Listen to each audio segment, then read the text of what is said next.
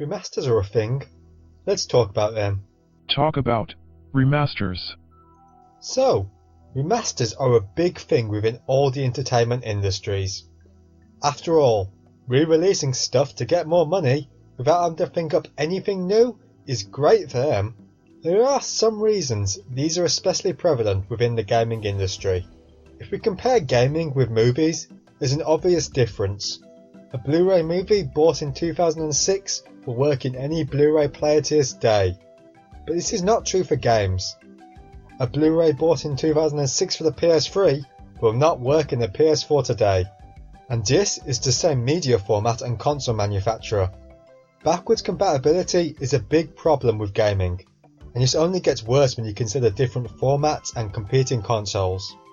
Now PC may seem like the obvious workaround for this, but outside of GOG, people who don't know a lot about PCs like me will not have the knowledge of the arcane wizardry required to get a lot of older games running.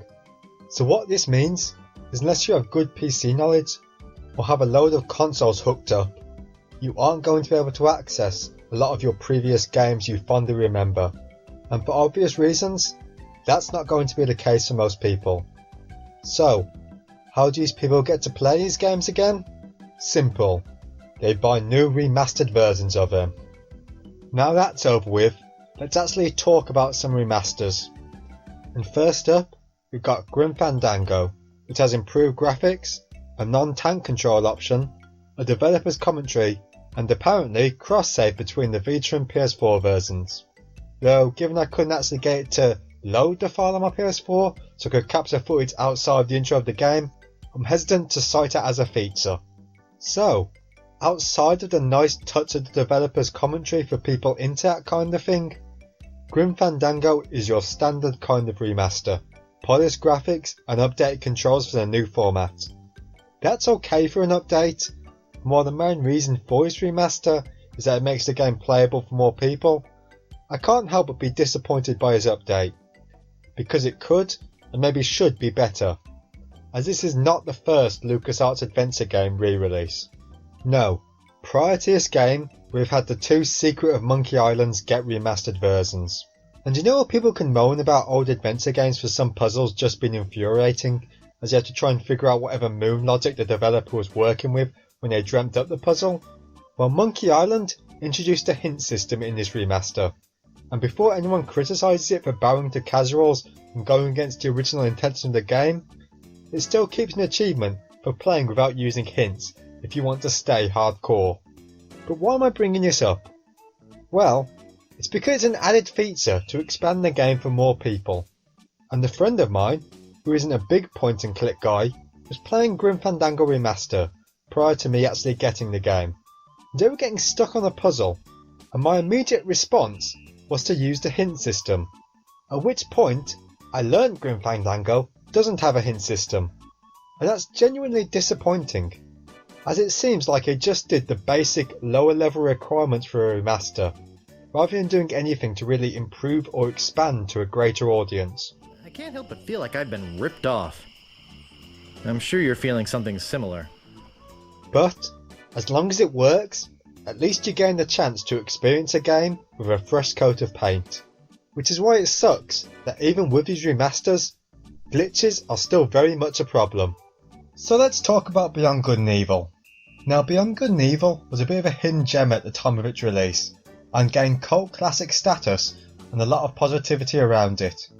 So I was pretty excited to give the game a go when it got its HD remaster, and I did enjoy playing it for a few hours.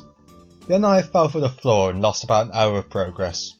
At that point, I stopped enjoying it and stopped playing, and I've only just gone back to the game now to capture footage for this video.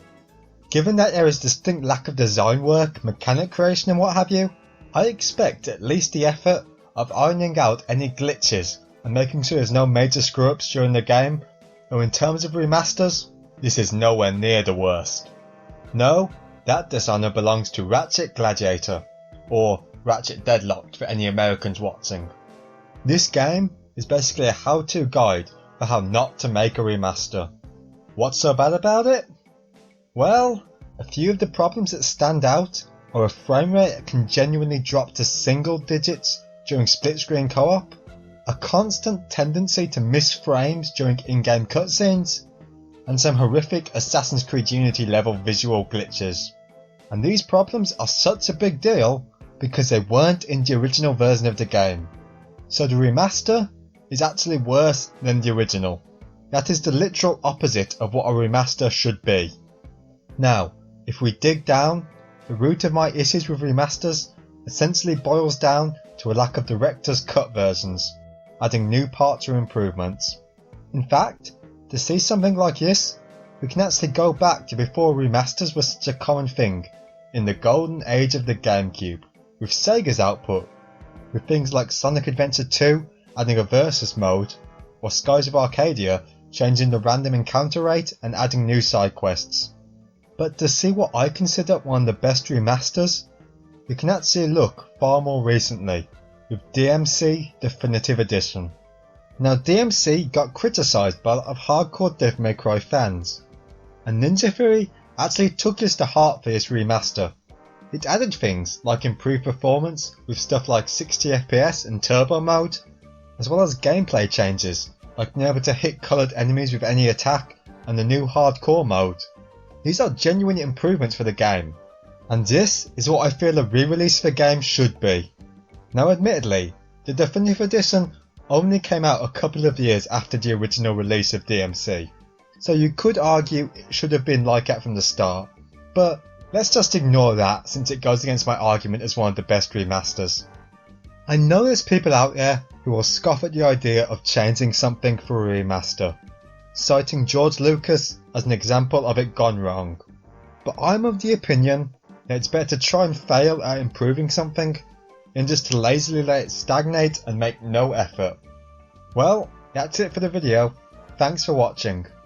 I hope you enjoyed my video, but if you didn't, it's no big deal. I'll probably do it again in a couple of years.